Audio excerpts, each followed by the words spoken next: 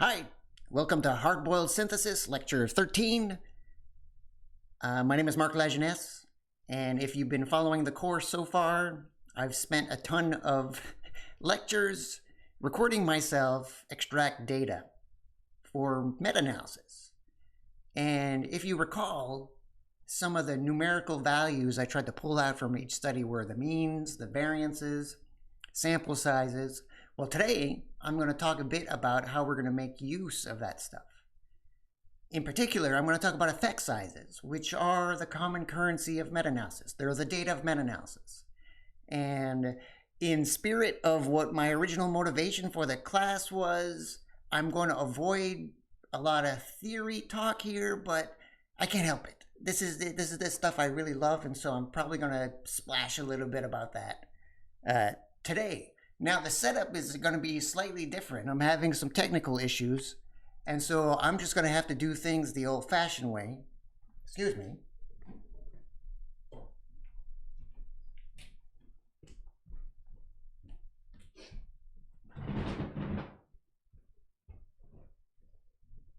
I am going to have to use pen and paper or markers. Mostly my kids' stuff. To talk about what I'm going to, the goal is to talk about meta-analysis and how to do analyses. And basically what I'm going to discuss now briefly is effect sizes. And effect sizes are the second mathematical barrier to completing a research synthesis project. The first barrier was knowing what to extract from studies. And so there's with the plant repellent studies with the catnip, the experimental designs were diverse, really broad. Consequence of that is there's a huge diversity of stats that were used to make inferences from the experiments. That is not ideal in terms of meta-analysis because it makes it difficult for us to compute a common effect size. Now, the underlying outcome that I wanted to estimate from all these studies is a difference between a control and a treatment. And so let me just write this down here. Let's see if you can see this.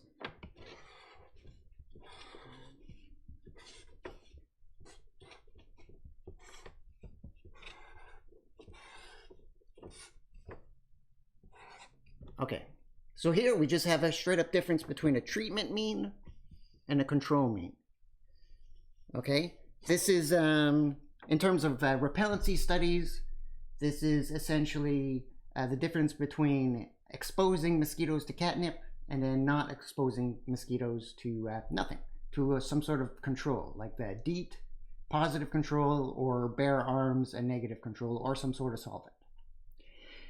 Now, this is basically what we want. This is what we call a research outcome, a study outcome, or not quite yet, an effect size. And this difference is just one way to estimate an outcome. And it's convenient for our meta-analysis because a lot of studies just report differences between using catnip as a repellent versus something else. But we've also found other studies that use a different approach to quantifying differences using variations on counts or chi-square tests. So this is another way to represent study outcomes would be, a chi-square style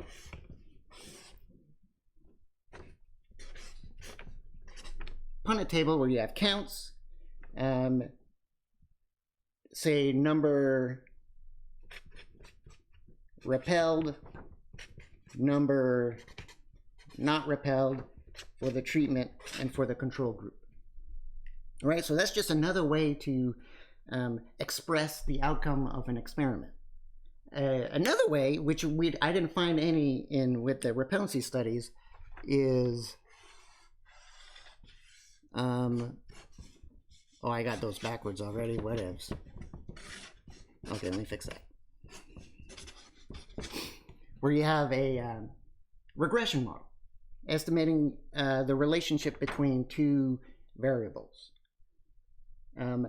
This is what I'm interested in, comparing across studies, the difference between catnip and some sort of control, which could be DEET, it could be, again, a solvent. And the difference between the two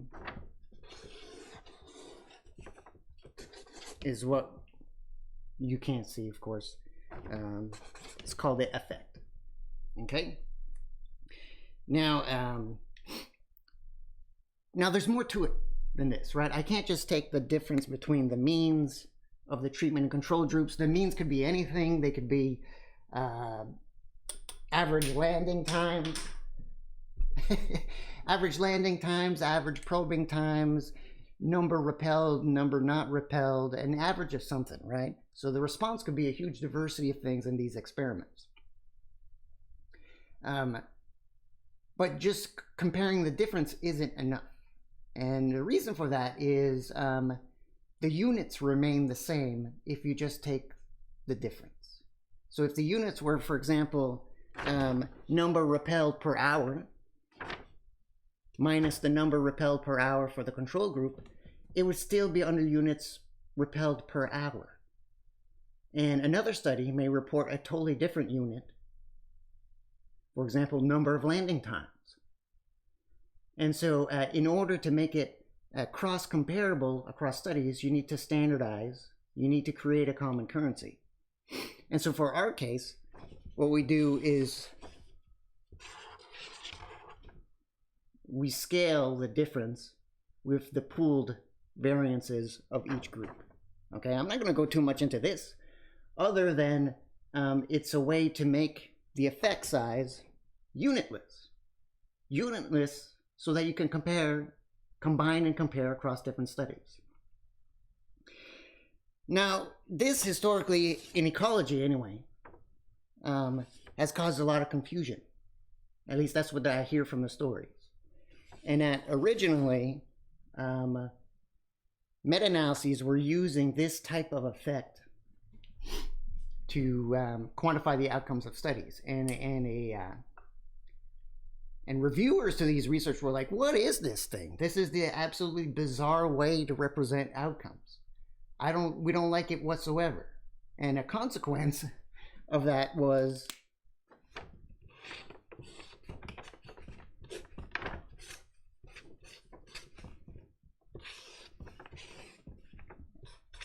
the log response ratio was developed. At least that's what Jessica Gervich says, is that she ran into trouble trying to pitch meta-analyses using this effect. And so ecologists couldn't quite understand the complexity of that effect size. And so they ended up using a simplification, which is the response ratio. And response ratio is the most awful effect size there is. I'm just going to flat out say it right now. There's some redeeming values to it. Sure, in simplicity, you get it, you understand it. One of the simplicities is it doesn't use the homogenized variances of the two means, right? So these are things that you don't need to extract. If you're doing a proper meta-analysis, you'd have to extract them. But sometimes that doesn't happen. People just kind of take shortcuts. The reason response ratio is awful is because it has some goofy distributional properties. I mean, it has under some conditions it's bimodal, under other conditions it has a Cauchy distribution. You never want to know whether or not your variable or your effect size has a Cauchy distribution. Cauchys are the worst. It's like, it's undefined. It has no mean. There's no way to derive the expectation of a mean because it doesn't exist. I mean, that is just like a fundamental property that is not useful for stats whatsoever. And like very famously, Olkin, who was a super heavyweight statistician who passed away a few years ago, he famously said that the response ratio, effect size, it is one of the most despicable, irredeemable effect sizes out there. That isn't quite the quote. I don't remember what the word he actually used, but that's because fundamentally ratios are just a bad thing. They're just awful. Avoid calculating ratios for anything, right? Never do this. Oh, I want to simplify my data by calculating the ratio and then do analysis on the ratio. That's a no-no. There's no reason you need to do that anymore, because we could have models that can analyze those data. You could use a negative binomial model to achieve the ratio. You do not need to estimate the ratio directly and do analyses on that anymore. Anyway, that was just like a weird aside about log response ratio effect sizes. I guess I might as well just talk about this. Log response ratio effect sizes are super weird in that they do not fit into this. This is the trifecta best ways to estimate study outcomes. And the reason for that is because these three things share a model.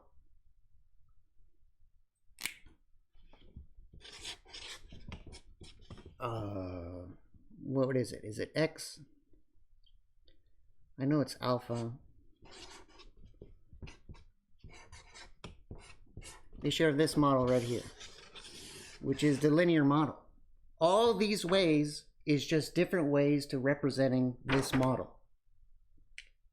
Right? So if you're familiar with like linear regression, you got your y-axis, you got your intercept, you got your regression coefficients, and then you got X. Okay? Now you're probably saying, oh, this is a super weird effect. You could represent this as a linear model. All right? So this classically is described as a D effect. D for delta difference. Later on, it was changed to G. Okay, I like to keep it close to the bedrock. Hedge's 1981 paper describes the metric as with a D, called Hedge's D. It actually has a small adjustment associated with it. I'm not going to talk about it right now. But later it was described as Hedge's G, to even add more confusion to the literature. And that's even become the popular way to describe the metric at this point. I think the G, I may be totally off on this, G was used to differentiate between a corrected version and an uncorrected version. But what is the meaning of G? And the meaning of G is, I think, derived from Glass. Glass was one of these pioneers of meta-analysis who was one of maybe the first to do a straight up meta-analysis using this type of effect to pull effects across education studies. This was a long time ago. We're talking about 45 plus years ago. Anyway, I don't know why I'm telling you this stuff. But anyway, the Hedge's D, I think could have, if it was explained well to ecologists, we could avoid this whole mess of a response ratio by explaining it this way. What the hell is this nonsense, right? You got a difference and then you standardize it by this homogenized variance. Let's represent it as a linear model. Rearrange it. Rearrange it so that you want to predict T. Okay? So you move over the variance onto D.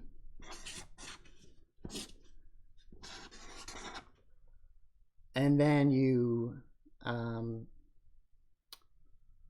move over the C. I messed up already.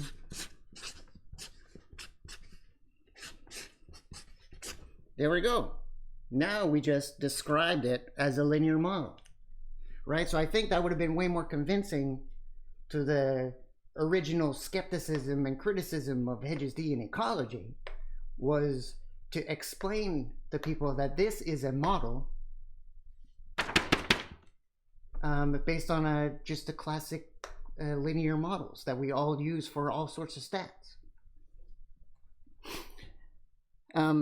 And this is also why it's important that all these three effect types, correlation, chi-square, difference, share the same model, because you could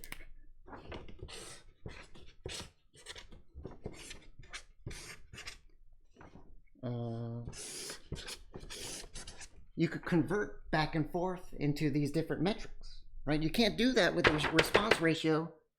Response ratio has no underlying statistical framework. It's just a ratio.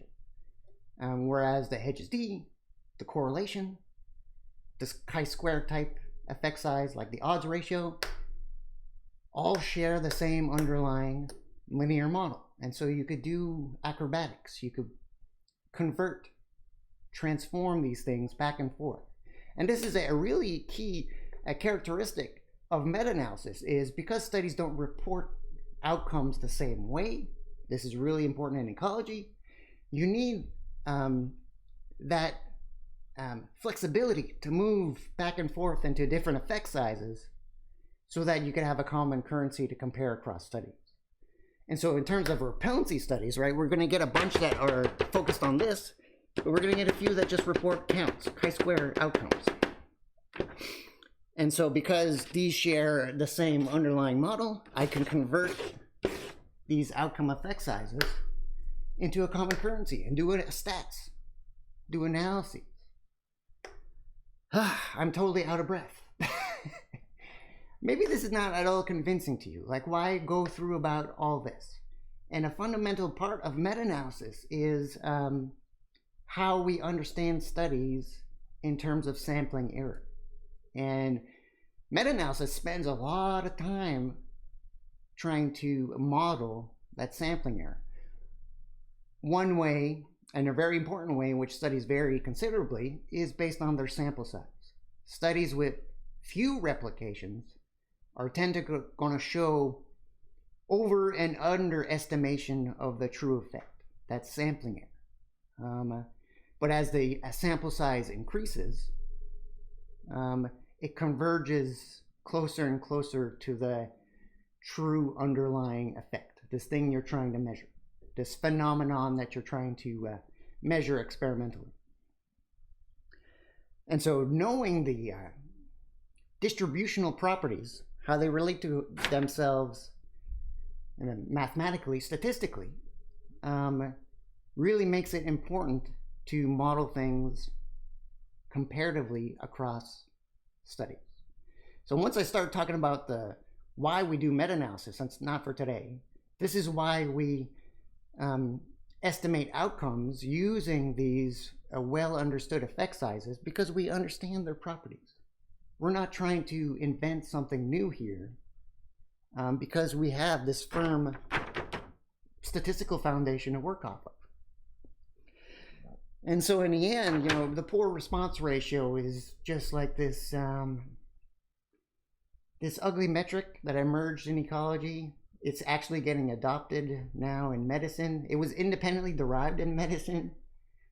And now I sweat a lot when I see people use the response ratio, just because I feel like if you got the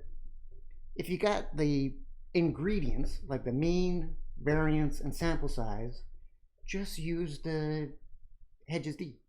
I mean, there's no reason to use the response ratio. You're just going to get into a whole mess of ugliness if you do.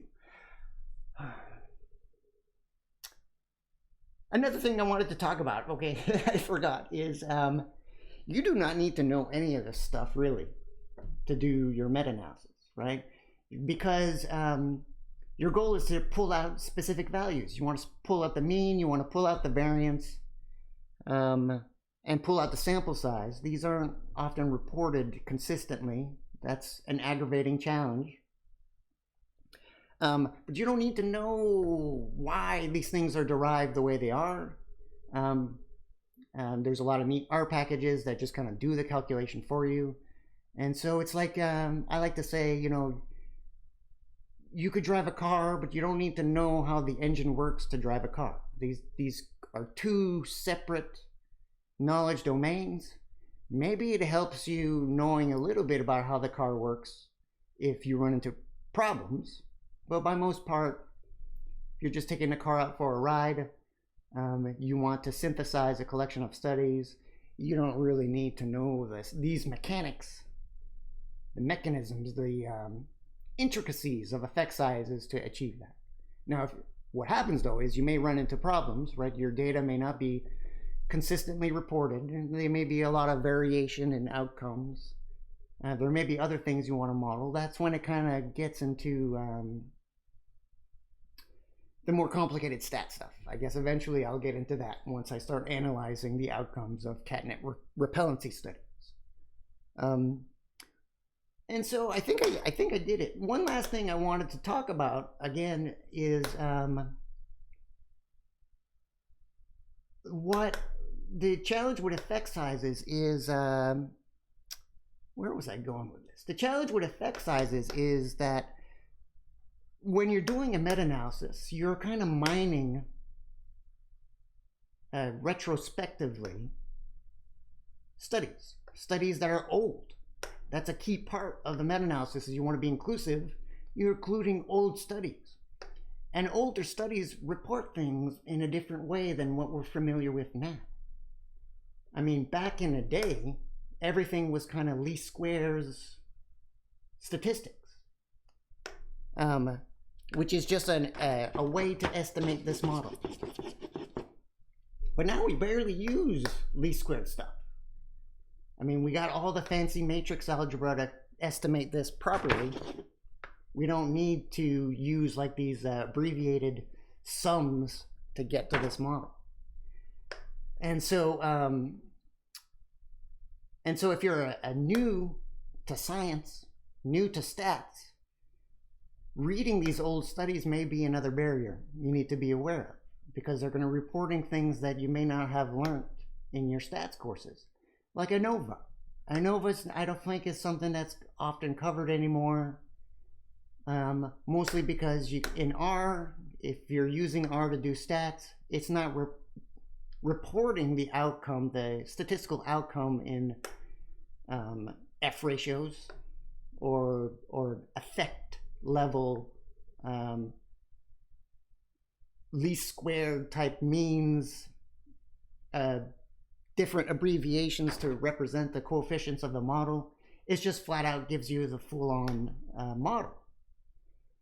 And so this is why I feel like meta-analysts are kind of like the historians of statistics, because you kind of have to know a little bit about all these older tools in order to extract an effect from these studies.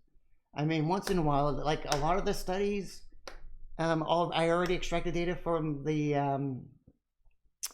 catnip literature. Is they're doing things like Kruskal-Wallis tests, randomization tests, things I don't know are so used that much anymore, because we can actually model the distributions of things. You know, we don't need to transform data before we do a model that assumes a normal distribution, because we don't have to assume the normal distribution anymore. You could assume a Poisson or negative binomial. I mean, it's not a challenge anymore. But the older literature is filled with all these different tools. And so that's what I feel like is the challenge for a lot of young people coming into meta-analysis is, you know, you may have been trained to understand this model here, but a lot of the old stats or the old software report things in like a type 3 sums of squares least squared ANOVA analysis, and then you're like, what is this nonsense? And it is kind of difficult to extract effects from those types of studies. So I got no advice for you than that. I mean, just taking on the endeavor of meta-analysis pushes you to learn about all of these different statistical tools, and maybe that's good. I think that's a good thing, to actually learn a lot of diversity of approaches right? In the end, we're just trying to figure this out here, a predictive model. And there's different ways to estimate or achieve that using fancy matrix algebra or not. This, least squared approaches, there's no, as far as I know, no matrix algebra. It's all just like summations. In fact, the original derivations of meta-analysis, right? We're talking about a tool that's been around for 40 plus years, is using sums of square type estimation practices, like classic ANOVA type modeling, where you parse out the variances using the sums of squares and all that stuff. Now we don't use that. And so you might crack open an old meta-analysis textbook and you'll see that there's a lot of, like the Hedges and Hoke in 1985 is just filled with, they were pretty good in actually reporting the matrix algebra, but they also report the classic sums of squares style meta-analysis. Okay, I think I've talked for too much about this stuff. As you can tell, I'm excited. I love this kind of things. But this is not meant to scare you from meta-analysis. It's just meant to show you that there's a purpose to using specific effect sizes to quantify outcomes, right? We know a lot about those effect sizes. That's an advantage. That's an advantage when it comes to actually modeling effects. Okay, well, this will be the last video until next week because I want to take a break. It's the holidays. I want to take a break. And so take it easy.